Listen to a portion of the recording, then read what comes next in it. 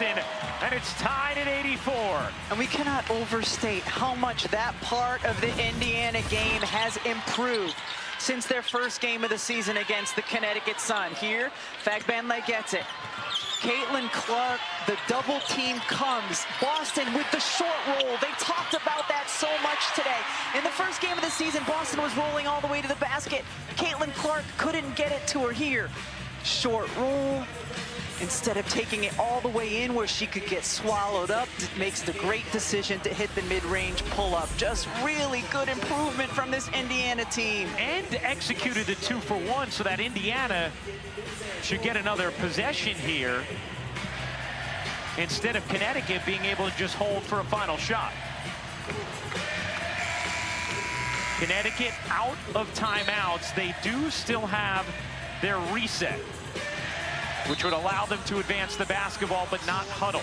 New to the WNBA this season. That's in the final 2 minutes of regulation or overtime. That's that little red dot you see on our scoreboard. That's the reset timeout. 10 ties, 10 lead changes. Clark out for offense, defense. Again, where does Connecticut go? You look for some action with Alyssa Thomas, perhaps. Thomas and Ty Harris together has been very good. Here is Thomas. Crowd on its feet. Thomas letting the clock wind. About a 5-second difference game in shot clock. High screen. Jones. Thomas through the lane, and a whistle is going to go against Indiana. Connecticut in the bonus, so free throws here for Connecticut and Ty Harris. Looks like Indiana is going to challenge this. It's Fagbenle running over Ty Harris is the foul, is that right? That's correct. How many timeouts did Indiana have left? That was one, and then this was their last time out, and then they have their reset as well. Yeah, because I don't know that they're going to win this challenge. So if you're in the huddle now for Indiana, right, you're also using this time to draw up your play once you advance it with a reset? We have a timeout call. The previous because call you can't huddle. is being challenged by Indiana. There's a higher angle they were looking for. Ooh, is Harris sliding up into her from that angle? After review, the call has been confirmed. Indiana will lose their timeout and also lose their challenge. 2 shots for Connecticut. All right, so the call is not only upheld, it is confirmed according to Randy Richardson. So there was evidence that made them feel confident not only to not overturn the call, but that the initial call was the correct one. And if you're Indiana, did you use that time to draw up a play?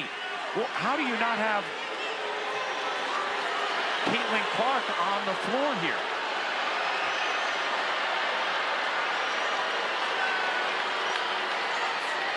Oh.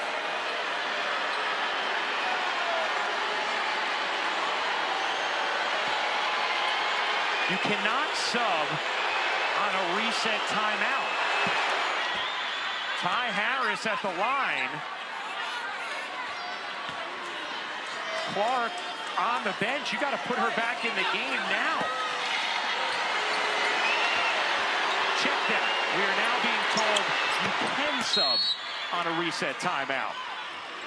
So here comes Clark.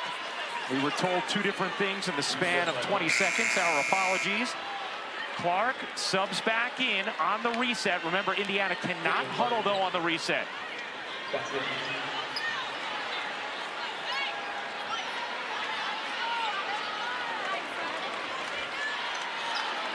(86-84).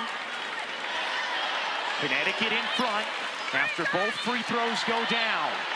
11.3 to go. Indiana without timeouts. They use their reset to advance the basketball. Clark gets it into Boston. Boston turns the corner. Boston through the lane. Missed the layup. Thomas the rebound. And she is fouled with 5.1 to go.